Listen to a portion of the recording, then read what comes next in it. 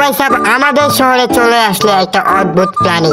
আর এই অদ্ভুত প্রাণীটাকে কিভাবে মারলাম সেটা যদি তোমরা দেখতে চাও তাহলে ভিডিওটা শেষ পর্যন্ত দেখো।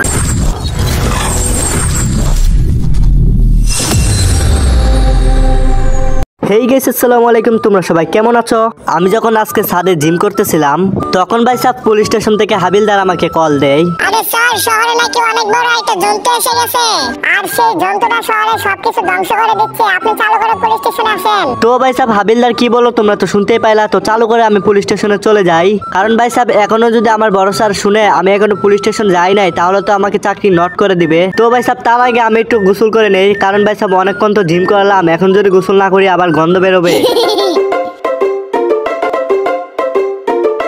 তো বন্ধুরা ফাইনালি আমার গোসল করা শেষ, এখন আমি গিয়ে রেডি হয়ে পড়ি আর রেডি হয়ে চালু করে পুলিশ স্টেশনে চলে যাই, কারণ ভাই স্যার পুলিশ স্টেশনে চালু করে না গেলে আমার আবার চাকরি নট করে দিবে। আরে জিল্লু এত টেনশন করতেছে কিসের জন্য? আমি তো আসতেছি, আমাকে যে একটু গোসল করতে দিবা তুমি। তো ভাই সাহেব হাবিলদার মানে ভাই সাহেব জিল্লু আবার কল করলো, তো চালু করে পুলিশ স্টেশনে চলে যাই, আগে একটু রেডি হয়ে নেই।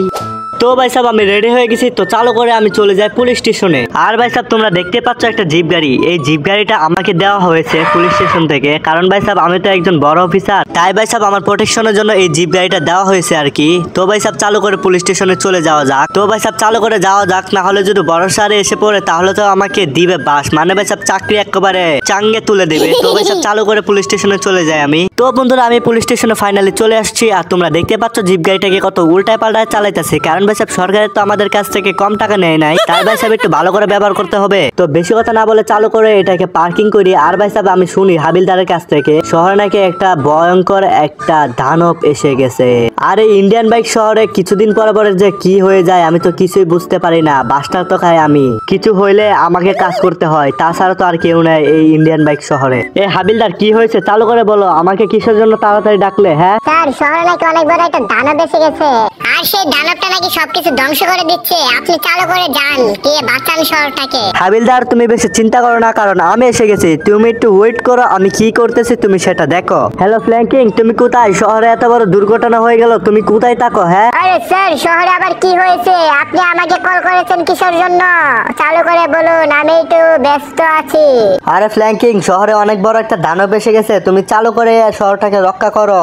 আরে জিল্লু তুমি চিন্তা করো না, ফ্ল্যাঙ্কিং কে বলে দিয়েছে, ফ্ল্যাঙ্কিং এখনই চলে আসবে, তুমি আমাকে চালু করে এক কাপ চা দাও। আরে স্যার, আপনার তো কোনো কাজ না, আপনাকে যে কে চাকরি দিল আমি তো কিছু বুঝতে পারতাছি না, খালি চা খায় না ঘুমা। হাবিলদার বেশি কথা বলো না, চালু করে চা দাও। তো তোমরা কেমন আছো ভাই সাহেব? আমি হলাম ফ্ল্যাঙ্কিং। তো আমাকে কিসের জন্য পুলিশ কল করেছে? চালু করে আমি একটু শহরটাকে পর্যবেক্ষণ করে দেখি আসি। আর বন্ধুরা, পুলিশের একটা অভ্যাস খারাপ হয়ে গেছে, কিছু এলাকায় আমাকে কল মারে, তাদেরকে কিসের জন্য চাকরিতে রেখেছে ভাই? আমি এটা কিছুতে বুঝতে পারতাছি না। আমি এত বেকার আছি, আমাকে একটা চাকরি দিয়ে দিব ভাই সাহেব। ওরা যে কিসের জন্য চাকরি করে আমি তো কিছুই বুঝতে পারতাছি না। তো ভাই সাহেব কত সুন্দর করে জাম্পস দিচ্ছি সেটা তো তোমরা দেখতেই পাচ্ছ, কারণ ভাই সাহেব আমি হলাম এই শহরের সবচেয়ে বড় রাইডার। আরে বন্ধুরা, এটা তো সুইমিং পুলে পড়ে গিয়েছে, কারণ ভাই সাহেব বেশি মনে ভাব করে ফেলছিলাম, তাই ভাই সাহেব আমার সাথে সবসময় এরকম হয়। তো ভাই সাহেব চালু করে আমার খাটানা গাড়িটাকে নিয়ে চলে যায় পুলিশ স্টেশনে। না ভাই সাহেব, এখন পুলিশ স্টেশনে যাওয়া যাবে না, এখন আমি চলে যাবো শহরের দিকে। তো বন্ধুরা তোমরা দেখতেই পাচ্ছ আমি গাড়িটাকেও জাম্প করাতে পারি, কারণ ভাই সাহেব আমি যে কি সেটা তো তোমরা জানোই। তো বন্ধুরা দেরি করে লাভ নাই, চালু করে বেরিয়ে পড়ি। আর ভাই সাহেব আমি কি কিছু খেয়ে এসেছি নাকি? আরে ভাই সাহেব আমি এরকম করতেছি কিসের জন্য?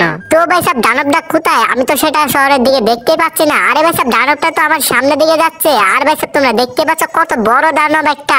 আরে ভাই সাহেব দানবটা এত বড়, আমি এটাকে কিভাবে মারবো? আমি তো কিছু বুঝতে পারতাছি না। আরে ভাই সাহেব দানবটা এত বড় কিভাবে? আরে বন্ধুরা দানবটা তো আমার দিকে আসতেছে, আমি চালু করে পালাই, না হলে তো আজকে আমাকে মেরে ফেলবে। আরে ভাই সাহেব শেষ পর্যন্ত খেয়ে দিল। তো এখন আমি কি করি? তো বন্ধুরা আমি কিভাবে দানবটাকে মারলাম সেটা যদি তোমরা দেখতে চাও চালু করে কমেন্ট করো এবং লাইক এন্ড সাবস্ক্রাইব করো। তো নেক্সট পার্টে আমি দেখাবো কিভাবে দানবটাকে আমি মেরে ফেললাম।